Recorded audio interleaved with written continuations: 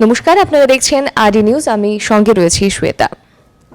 নির্বাচনের দামামা বেজে গেছে, আর মাত্র কয়েকটা দিন বাকি এবং তার আগে কিন্তু প্রত্যেকটা রাজনৈতিক দল প্রচার শুরু করে দিয়েছে। এবং তার মধ্যে যদি আমরা দেখি, ভারতীয় জনতা পার্টি এক্ষেত্রে অনেকটাই এগিয়ে।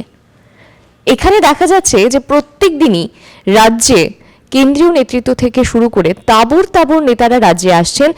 বিজেপির যে মনোনীত প্রার্থীরা রয়েছে তাদের সমর্থনে বিভিন্ন স্থানে রাজ্যের প্রান্তে প্রান্তে জনসভা থেকে শুরু করে রোড শো, এমনকি মিছিল মিটিংও তারা করছেন। আমরা আজকে পেয়ে গেছি কেন্দ্রীয় প্রতিরক্ষা মন্ত্রীকে, শ্রী রাজনাথ সিংজি মহোদয়কে। কথা বলে নেব ওনার সঙ্গে রাজ্যের এই নির্বাচনকে নিয়ে তিনি কি মনে করছেন। नमस्कार सर, स्वागत है आपका आरडी न्यूज में। पहला जो विषय मैं आपसे जानना चाहूंगी कि त्रिपुरा में आप बहुत बार आए हैं, अभी इलेक्शन का माहौल चल रहा है, तो क्या लगता है आपको 5 साल सरकार के बाद इस बार कितना चैलेंजिंग होगा भारतीय जनता पार्टी के लिए? मैं त्रिपुरा से अच्छी तरह परिचित।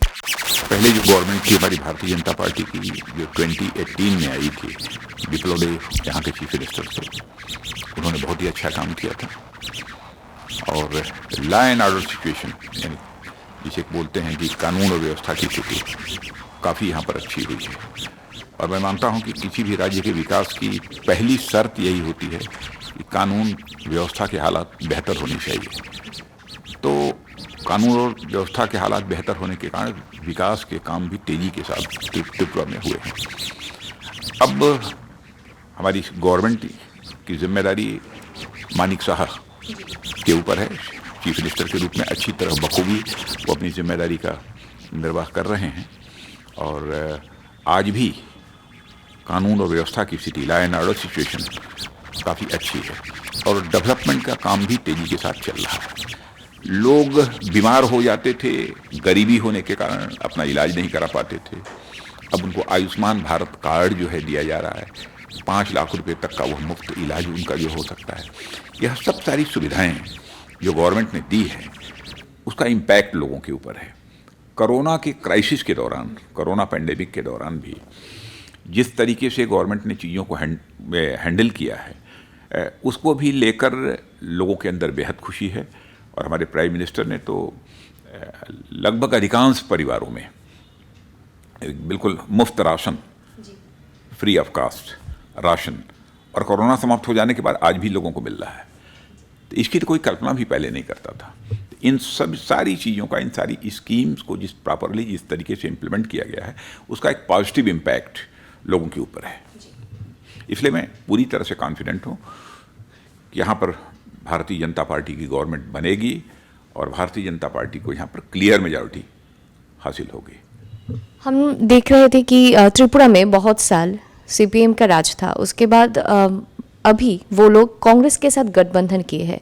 जो पहले राइवल्स थे, अभी वो लोग एक साथ आके भारतीय जनता पार्टी को हराने के लिए एक साथ जुट हो गए हैं।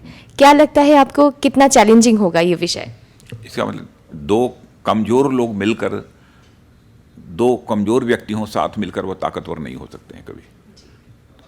दोनों पार्टियां रियलाइज़ करती हैं, चाहे सीपीएम हो अथवा कांग्रेस हो, कि दोनों कमज़ोर हैं, अकेले वो चुनाव नहीं लड़ सकते, इसलिए उन लोगों ने अलायंस किया है। तो अलायंस के बावजूद माइनस प्लस माइनस माइनस ही होगा, वो कभी पॉजिटिव नहीं हो सकता है। इसलिए उस अलायंस को क्लियर मेजॉरिटी मिलेगी, इसकी तो कल्पना भी नहीं की जा सकती। मैं पूरी तरह से इसीलिए कॉन्फिडेंट हूँ कि भारतीय जनता पार्टी को ही क्लियर मेजॉरिटी मिलेगी। क्लियर मेजॉरिटी क्या, इस पॉसिबिलिटी को भी रूल आउट नहीं किया जा सकता है कि भारतीय जनता पार्टी को 2/3 मेजॉरिटी हासिल हो।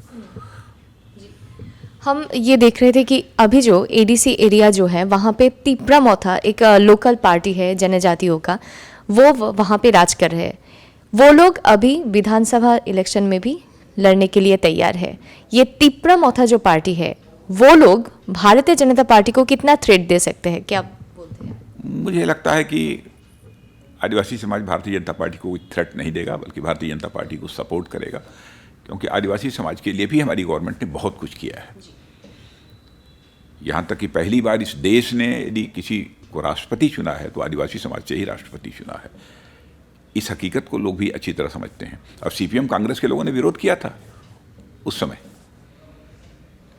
और इतना ही नहीं, आदिवासी समाज के वेलफेयर के लिए भी गवर्नमेंट ने बहुत सारी स्कीम्स चलाई हैं और उसका सीधा लाभ उस कम्युनिटी को मिल रहा है। एकलव्य योजना के अंतर्गत भी जो स्कीम चल रही है उसका भी लाभ लोगों को मिल रहा है। आदिवासी समाज के बच्चों की पढ़ाई लिखाई की भी व्यवस्था हमारी गवर्नमेंट ने किया है। लोगों को आवास मिल रहा है, लोगों को घर में पानी मिल रहा है।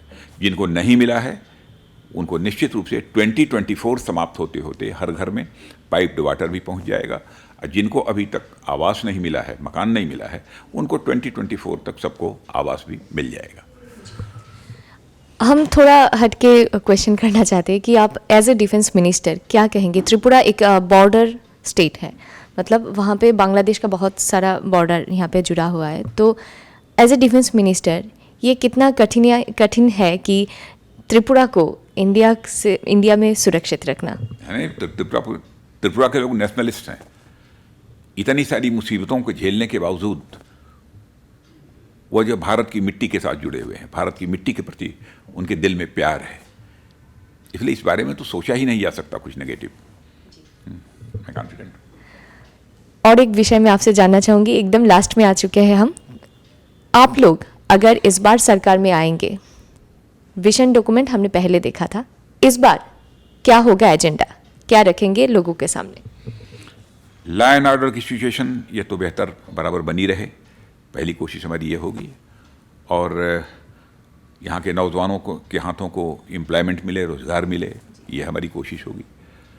और साथ ही साथ सबके लिए आवास मिले, सबको पानी मिले, सबको बिजली मिले, सबके मेडिकल ट्रीटमेंट प्रॉपरली सबका हो सके, यह सब सारी व्यवस्थाएं इंश्योर हों, सुनिश्चित हों, यह हमारी कोशिश होगी। बहुत बहुत धन्यवाद आपको हमारे साथ इतना वक्त देने के लिए, ধন্যবাদ। প্রতিরক্ষা মন্ত্রী রাজনাথ সিং ত্রিপুরায় এসেছেন ভারতীয় জনতা পার্টির যারা মনোনীত প্রার্থী হয়েছেন তাদেরকে সমর্থন করতে, এবং ওনার কথায় কিন্তু আমরা একটা বিষয় একেবারে ক্লিয়ার করে বলতে পারি যে রাজ্যে ভারতীয় জনতা পার্টির সরকার ফের একবার ক্ষমতায় আসবে, সে বিষয়টা নিয়ে কিন্তু তিনি যথেষ্টই আশাবাদী। ক্যামেরা পার্সন তীর্থঙ্করের সঙ্গে আমি শ্বেতা, দেখতে থাকুন আরই নিউজ।